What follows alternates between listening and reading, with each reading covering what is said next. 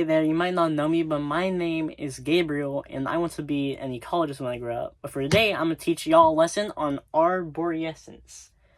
So, the first thing we want to discuss before we really get into the meat of the lesson is what is arborescence. So, arborescence is basically when a plant that is kind of like a tree has tree-like features. Or so, they might be looking tall or have a kind of a bark or leaves that look like tree leaves. Yeah, so the first thing we want to talk about is what do we consider a true tree.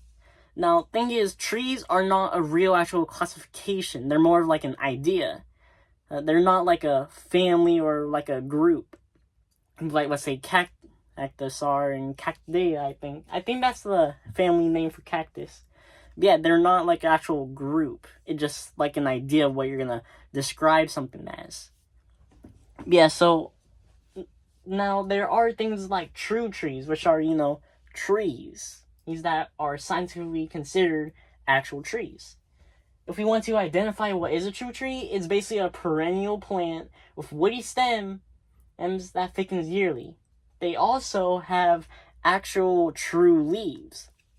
Now here's another little interesting fact. There are two kinds of leaves for plants. There are true leaves, and then there are seed leaves. True leaves, which are, the ones that may develop more throughout their life, like that use photosynthesis. These are the main ones that, provide energy when the plant is fully developed. Now, seed leaves, of course, insinuate that they come from the seed. These serve more as the purpose of like a ration for the seed, so it has energy to grow. The best way I could explain it in like, easier to understand things, think of it as like the fish analogy in teaching someone. Seed leaves are like giving a man a fish, and he'll be fed for a day. If you give a seed just some seed leaves, they'll be fed for a bit until they're able to, go get something for themselves. But if you give them true leaves, that's like teaching the man how to fish, because now they're able to make energy for themselves without having to rely on the leaves to be like digested down into energy. Yeah, so now that we know what makes a true tree, you can get, into more different kinds of things that describe like the different things of a tree, like the bark and the wood and leaves and such. So now, for the first thing, we have to discuss the woody stem. Now, this basically just means doesn't have a bark. Now, basically, a bark is dead skin and cells. So, trees, they have these three layers of actual living tissue. Most of the tree is dead. The wood of a tree is dead, and the bark of a tree is dead. There's just a thin layer between those two things that is actually living. And there are three parts of it. So there's a phloem. That is what becomes the bark. There's a second layer. I forgot the name, but it just transfers nutrients and energy around the tree, which isn't really important in this lesson. We'll have to, learn more about it in a different lesson. So don't worry about it. And then there's the cambium, which is what makes the wood. So the phloem and the cambium, like I was saying, are like dead skin cells. Basically, as new phloem and cambium cells are made, they're slowly just beginning to die right from creation. And slowly, as new ones are being made, those dead ones are going to be pushed out to the surface. Now, eventually, that's just going to start building up a large, thick layer of those dead cells of cambium and phloem. And eventually, that is what forms bark and what forms wood. Phloem forming the bark, and then the cambium forming the wood. Yeah, another little cool thing I just want to say is what makes bark. So back then in the more ancient days, when everything was just beginning to come onto land, and all plants were just regular plant stems. They didn't have any special thing with them when it came to the stems. And if you wanted to like have an idea what they looked like, I'd say maybe like a tomato stem or a pea stem, just something that's green and soft and bendable. Now, back then, the main resource every plant was fighting for was sunlight. Whoever had the most sunlight could grow the most and would survive the best. Yes. So the thing is, sunlight, the taller you are, the more you're going to be able to get it. But that also means that the less everyone else will get it because you cast shade over them. Shade means no sunlight. no sunlight means that you will die as a plant. So by being taller than everyone, not only do you get more sunlight, but everyone gets less sunlight than you, which will eliminate all your competition, basically. Yeah, so as we know, being taller just helped a lot back then for plants. But the thing is, these plant stems were made of a material called cellulose. And cellulose is kind of bendable. It's not really the strongest. So if they grew too tall, then they eventually start bending over, and they might snap or just fall down below all the other plants, and eventually they're just gonna die out from that. So some plants decided, well, they didn't decide, but eventually they had a mutation in them, which created a new material between the cellulose called lignin. Now, the best way I could explain this is think of a big, thick pillar of cement. You just have a thick pillar of cement right here. That is what cellulose is. But then, it's still kind of weak. If a car hit it, it's probably going to get toppled over. So then, that lignin, eventually we decided, after getting toppled over a few times from running with a car, we decided, what if we put in some thick metal bars, like rebar in here? That rebar is basically what lignin is. Yeah, so that lignin slowly starts to develop and evolve as a feature within certain plants between the cellulose. And this combination was very tough. Eventually, that created bark, or at least made bark's toughness.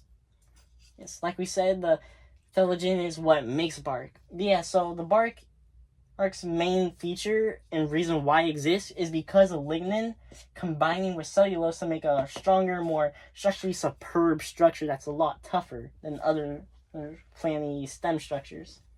Yeah, it's basically the first thing we could really identify a tree by, the bark and the wood and stuff. Next thing are the leaves. So with trees, like we were just saying, leaves, like true leaves, are a big thing. Now, we can mainly identify true leaves by, certain things. Things like if they are able to go through photosynthesis. And then there are also some other things that are kind of complicated. Like, what do we consider a leaf? Now, things like succulents, those aren't really true leaves, I suppose. Most from what I have seen. And then there are things like yuccas, which are also not true leaves. Yeah, so right here we have a few kinds of plants that are, kind of thought to be trees, but aren't true trees. We have the jade plant, the spineless yucca, palm trees, and pineapple plants. Now, these two right here, the spineless yucca and the jade plant, these have a cambium and the phloem, which means they have a wood and a bark, which would fit under the whole woody stem part of being a true tree. Now, they lack actual true leaves, which means we cannot consider them a true tree. And over here with the palm tree and the pineapple, the difference between these and them is that they do have true leaves. But pineapples and palm trees don't have a bark. You see, the thing that you might confuse with a bark on the palm tree, that's actually just a bunch of dead leaves, kind of like folding in on each other. So they're kind of similar to bark in the thought of it, where it's just dead cells clumping onto each other and just making a layer that protects the inner part of the tree. But it's not bark, so we can't classify it as a really woody stem, since it's just a bunch of dead leaves. Same thing is probably here for pineapple. Well, pineapple's more just like a fruity thing, I suppose. Those are like a more fleshy kind of bark, or just skin or stem or something, I don't know. Well, so yeah, pineapple was also there for just not having the actual true bark. Now that we know this, we want to come over and discuss our fictional plant. Now, if you watched our previous lesson on niches, then you would know this, but this is the Taltostaro. So now the Taltostaro, this whole thing is that it's kind of like a based off of the yellow star thistle. Now, yellow star thistle, of course, as we see from the name, is a thistle.